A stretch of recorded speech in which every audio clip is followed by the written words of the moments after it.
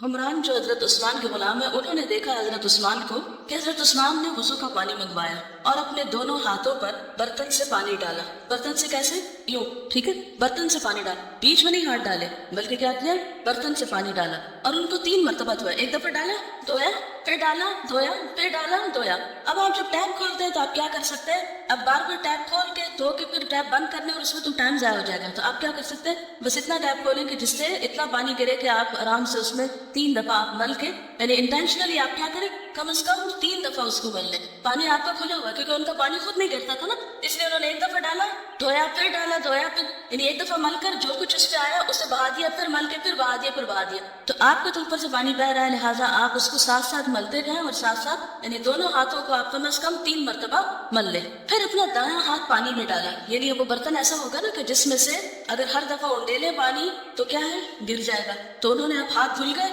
تو برتن کے اندر ہی پانی میں ہاتھ ڈال لیا۔ اس کے بعد کلو کی اور ناک میں پانی چڑھایا اور ناک کو جھاڑا۔ آپ لیل نہار میں بہت کچھ یہ پڑھ چکے ہیں، مجھے اس کی وضاحت اس وقت نہیں کرنا، لیکن جب یہ موسم بدلتا تو اکثر لوگوں کو زکام وغیرہ ہو جاتا ہے۔ تو پچھلے ہفتے مجھے بھی اچانک اٹیک ہوا اور مجھے جب ہوتا ہے زکام تو 1 ہفتہ تو کچھ بات ہی نہیں، بہت لمبا جاتا ہے، پڑھانا وڑھانا وہ بہت متاثر ہوتا ہے۔ تو مجھے خوف یہ تھا کہ اس وقت میں ریکارڈنگ کرا رہی تھی رمضان پروگرام کی اور پھر مجھے یہاں بھی آنا تھا۔ میں نے کہا اگر یہ پکڑے گی تو پتہ نہیں کیا ہوگا۔ خوب اللہ سے دعا کی، اللہ اب تو مجھ پہ رحم کر، اور میں ابھی اس مشقت کو اٹھانے کے اہل نہیں ہوں۔ اچھا، اتنے میں کسی کا فون آیا اور انہوں نے مجھے کہا کہ آپ 3 دفعہ ناک میں پانی خوب اوپر چڑھائیں، بالکل اینڈ تک لے جائیں، جس سے آپ کی آنکھوں میں بھی مرچیں لگ جائیں اور آپ دیکھیں گے آپ ٹھیک ہو جائیں۔ اچھا، میں نے اس کا تجربہ کیا، مجھے اتنی ہمت نہیں پڑی کہ بہت اونچا لے جاؤں، لیکن عام دنوں کے مقابلے میں اس کو اونچا لے گئی۔ تو یقین مانو مجھ ذاتی طور پر سیکنڈ ڈے میں الحمدللہ دوا بھی لی اور اس کے ساتھ وہ جو میں نے تجربہ کیا اس سے بالکل ٹھیک ہو گئی۔ تو بات یہ ہے کہ یہ جو سنت کے طریقے ہیں یہ بہت مفید طریقے ہیں، اگر ہم عام حالات میں ان پر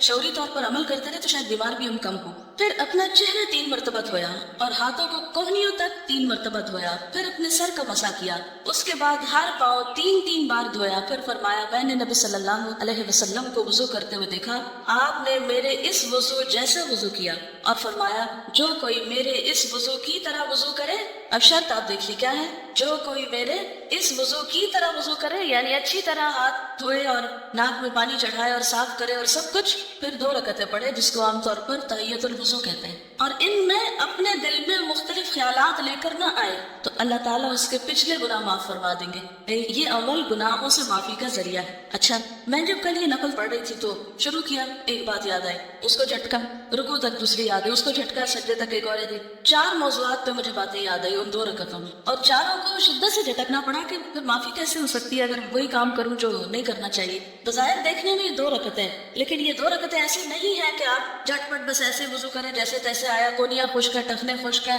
اور بس ایسے ہی پانی ڈال لیا منہ پہ اور پھر نماز میں بھی خیالات اور باتیں کر کے تو کہا نماز پڑھ لی۔ نہیں، ان شرائط کے ساتھ ہر چیز کا ایک طریقہ ہوتا ہے، ایک سلیقہ ہوتا ہے، کنڈیشنز ہوتی ہیں۔ اگر ان شرائط کو پورا نہ کیا جائے تو بعض اوقات کام پوری طرح افیکٹو نہیں ہوتا، یعنی وہ عمل جو ہے آپ کا مؤثر نہیں ہوتا۔ تو مؤثر عمل کے لیے ضروری ہے کہ آپ اہتمام کریں اور اس کا لحاظ رکھیں اور اس کا دھیان کریں۔ پھر آپ دیکھیں گے کہ جب آپ واقعی اس طریقے پر وضو کے بعد نماز سے باہر نکلیں گے تو آپ دیکھیں گے کہ آپ واقعی ہلکے محسوس کریں۔ بعض نمازیں ایسی ہوتی ہیں کہ پڑھ کے آپ اور بوجھل ہوتے ہیں، یعنی آپ پڑھتے ہیں نا تو اس کے بعد آپ کے دل میں ایک بے چینی ہوتی ہے، کیا پڑھا ہے میں نے، پڑھنے کا حق نہیں ادا کیا۔ تو اگر آپ صرف ایک دن محاسبہ کریں نماز میں کہ کتنی باتیں سوچی ہیں، یہ کانشیسلی میں کر لیجیے کہ کچھ نہیں سوچنا، ایک بات یاد آ گئی اس کو ہٹایا، پھر ایک یاد آ گئی، تو میں نے کہا کہ 2 رکعتوں میں 4 باتیں تو میں نے یاد کی ہیں، اس کو آپ ٹوٹلی تو نہیں روک سکتے، لیکن بات یہ ہے کہ اگر خیال آیا تو اس کی کہانی نہ بنائے آگے، اس کو ادھر ہی نکال دیں، یہ ضرور کر سکتے۔ تجربہ کیا میں نے، جب چھٹک دیا تو پھر ہٹ گئی وہ بات، لیکن جب ہم اسی میں ہی کھو جاتے ہیں تو پھر پتہ نہیں چلتا کہ پڑھ کیا رہے ہیں۔ ایک اور روایت میں الفاظ یوں ہیں، فلما تودع عثمان قال الا احدثكم حديثا لولا آية ما حدثتكموه سمعت النبي صلى الله عليه وسلم يقول لا يتودع رجل يحسن وضوءه ويصلي الصلاة إلا غفر له ما بينه وبين الصلاة حتى يصليها قال عروة الآية إن الذين يكتبون ما أنزلنا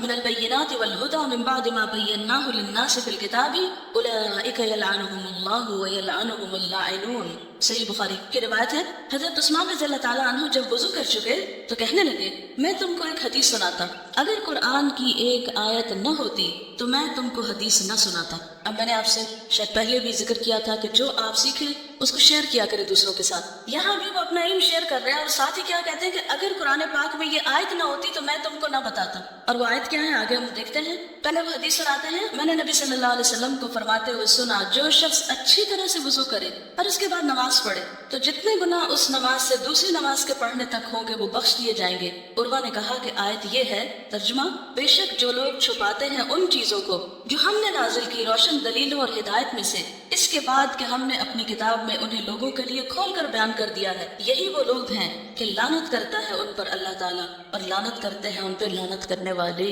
کہ جن کے پاس علم ہے اور پھر وہ اس کو آگے نہیں دیتے چھپا کے رکھتے ہیں اس کو بس اپنا ہی خزانہ سمجھتے ہیں تو ایسے لوگ اللہ کی رحمت سے دور ہوتے ہیں. تو کہتے ہیں چونکہ قرآن میں یہ آیت ہے اس لیے میں تمہیں یہ حدیث بتا رہا ہوں. اور واقعی ان آیات نے صحابہ کرام کے اندر ایسا زبردست جذبہ پیدا کیا ہوا تھا کہ وہ کوئی بھی چیز جو انہیں معلوم تھی وہ اس کو اپنے اوپر ایک امانت سمجھتے تھے اور آگے پہنچاتے. اور اگر آپ دیکھیے کہ وہ نہ پہنچاتے تو کیا علم ان تک ہی بس نہ ہو جاتا ختم نہ ہو جاتا. آج ان چیزوں سے ہم کیسے فائدہ اٹھاتے اور اگر آج ہم اپنے پارٹ پر ان کو آگے نہیں پہنچاتے تو دوسرے لوگوں تک کیسے بات پہنچے گی انہیں کیسے پتا چلے گا وہ کیسے فائدہ اٹھائیں گے ان کی آخرت کیسے سنورے گی اگر ہم ان باتوں کو آگے نہیں کنوے کریں گے. لہٰذا اصل طریقے سے کسی کتاب کی شکل میں کسی کیسٹ کی شکل میں خود بول کر کچھ بھی کوئی بھی طریقہ ہو کہ جس کے ذریعے آپ علم کو آگے سے آگے پہنچائیں تو یہ سب کام اللہ کی رحمت کو پانے کا ذریعہ ہے. بہرحال خلاصہ یہ ہے کہ ہر نماز اگر صحیح طریقے پر ادا کی جائے یاد رکھیے شرط ہے اس میں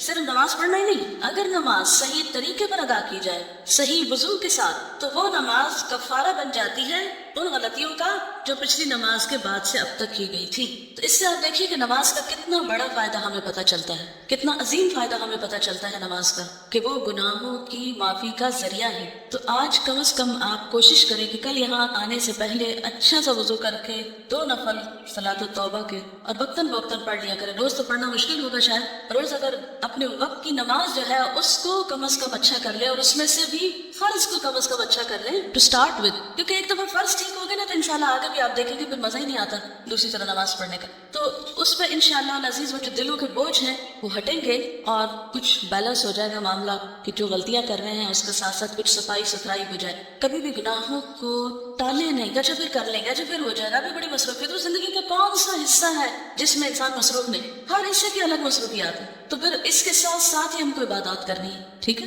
اور خصوصاً یعنی عام دنوں میں تو اگر آپ اپنے فرائض وغیرہ اچھے سے ادا کرتے ہیں لیکن جب کبھی کوئی خاص غلطی ہو جائے جس سے آپ پریشان ہو اٹھیں تو پھر اس وقت حل کیا ہے اچھا سے وضو کر کے اچھی سی 2 رکعت نماز ٹھیک ہے. دل کی حالتیں بدلتی ہیں اور دس از ویری نیچرل لیکن ریشو یہ نہیں ہونا چاہیے کہ اکثر نمازیں خراب اور کوئی ایک سیدھی. ہونا یہ چاہیے کہ اکثر نمازیں اچھی اور کوئی ایک آدھ اگر کم درجے کی بھی ہو گئی تو چلے کوئی بات نہیں لیکن ہمارا حال یہ نہیں ہونا چاہیے کہ زیادہ نمازیں تو بس ادھر ادھر کی اور کوئی ایک آدھ کبھی اچھی ہو گئی. دیکھیے تحیت الوضو تو ہوگا ہی اس وقت جب آپ وضو کریں گے اور وضو عام طور پر آپ نمازوں سے پہلے ہی کرتے ہیں. تو جو اوقات ہیں ممنوع جس میں نفل نماز پڑھی جائے وہ فجر کی نماز کے بعد اور عصر کی نماز کے بعد تو اس پہ نہیں پڑھے فجر سے پہلے نہیں فجر کے بعد اور عصر کے بعد.